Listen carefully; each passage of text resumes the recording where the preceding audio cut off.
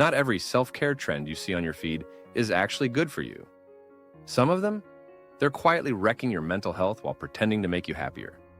Ever forced yourself to stay positive when your world was falling apart?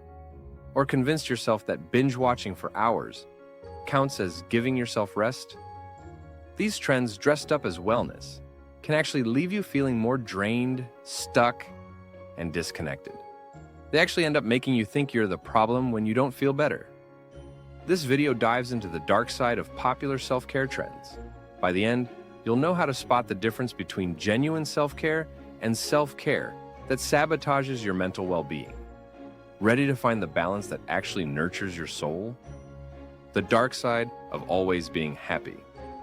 You're having a rough day, your thoughts feel like a tangled mess, and you remember that video that asked you to just think positive, and you do it. But instead of comfort, it lands like a punch to the gut. This is toxic positivity, the relentless demand to plaster a smile on your face, no matter what's happening inside. When positivity is weaponized, it invalidates genuine emotions. You send a message that sadness, anger, or frustration are wrong, that you're broken for feeling them. This creates a cycle of shame. You're upset. Then you feel bad about being upset, and suddenly, you're stuck in a loop of emotional suppression by indulging in overpowering it through positivity. True self-care doesn't mean pretending everything's fine. It means allowing yourself to feel the full range of human emotions, comfortable or uncomfortable. It's about giving those feelings a safe space to exist without judgment. Instead of chasing forced positivity, embrace honesty. When someone asks, "How are you?" tell the truth. Not the toxic positive version, but the raw, human one. That's where self-growth starts.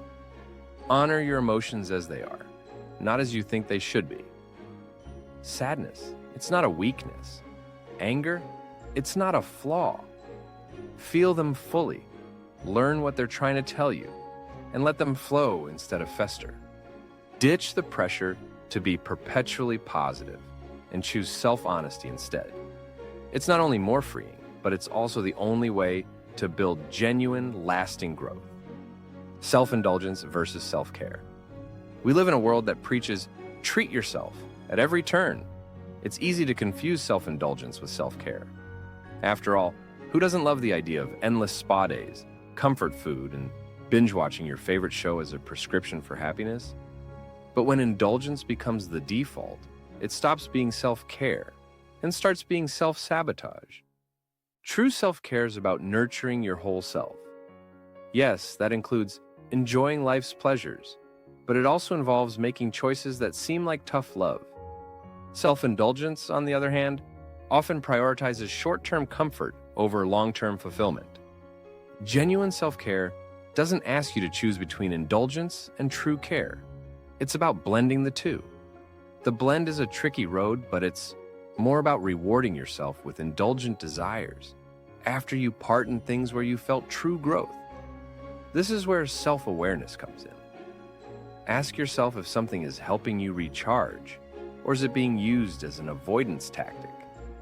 Is it filling your emotional cup or just numbing you temporarily? Answering honestly can enable you to make choices that truly nourish you. The point isn't to deny yourself pleasure, it's to align your actions with what you genuinely need. Sometimes that's saying yes to extra sleep, and sometimes it's saying no to another lazy afternoon because your dreams deserve better. True self-care doesn't just feel good in the moment, it makes you better for the moments to come. The costs of too much rest. Let's talk about the latest self-care trend taking over social media. Bed rotting. You know, those days when you just want to curl up in your sheets, binge a comfort show, and hide from the world. And hey, no judgment. Sometimes that's exactly what your body and mind need. But what is the fine line between when it becomes a habit? Rest is essential. Without it, burnout is practically guaranteed. But excessive time spent in bed, especially without intention, can lead to decreased motivation, lower energy levels, and even feelings of stagnation.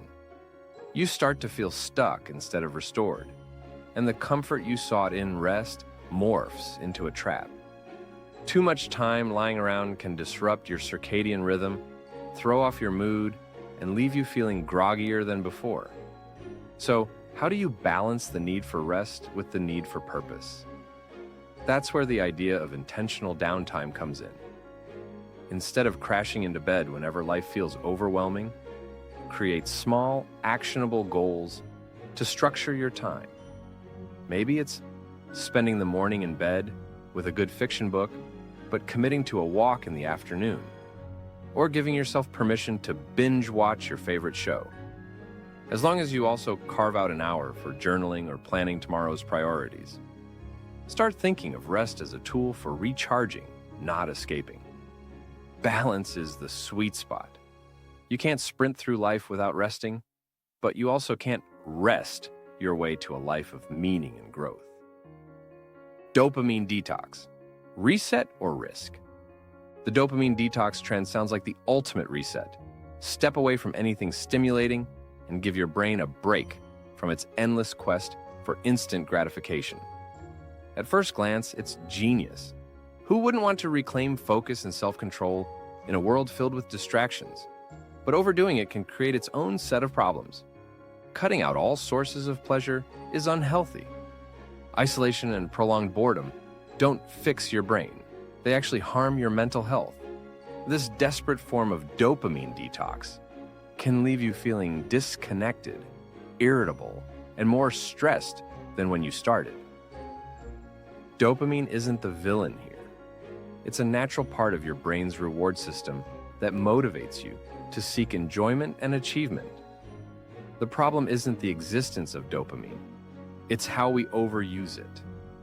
A detox isn't about wiping out dopamine entirely. It's about learning to balance your relationship with it. So, how can you detox without spiraling into boredom or isolation?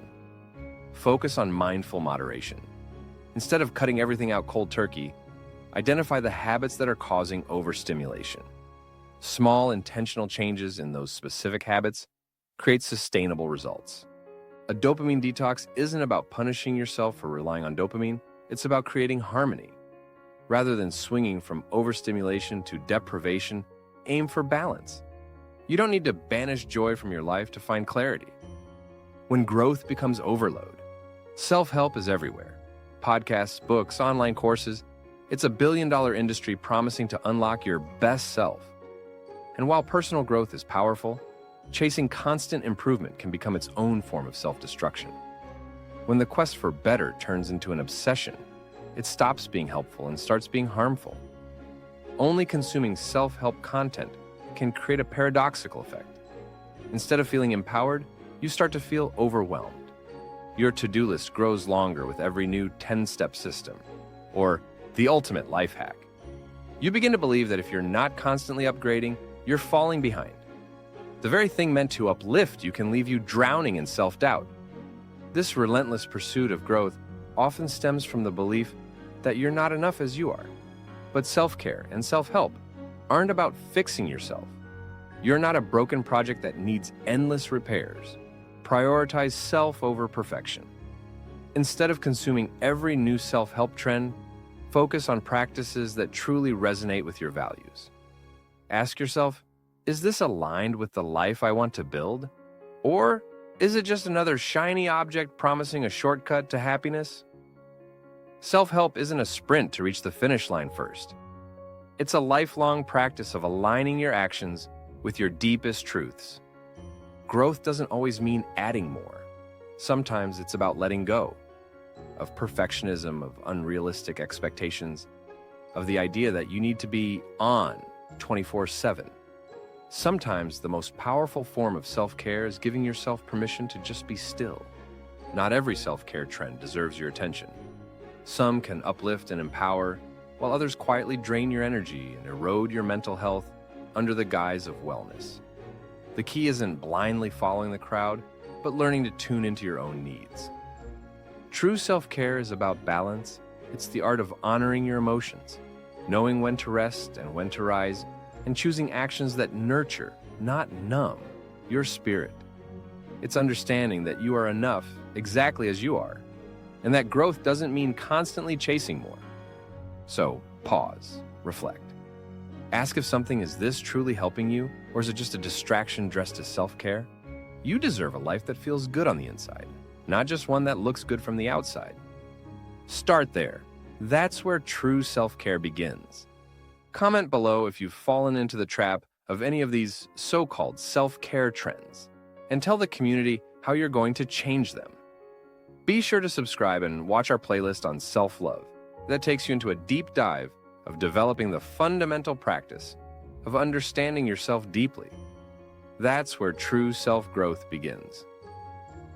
Always remember, Habitual Harmony is here to help you see things with clarity, so you can live with greater care and purpose.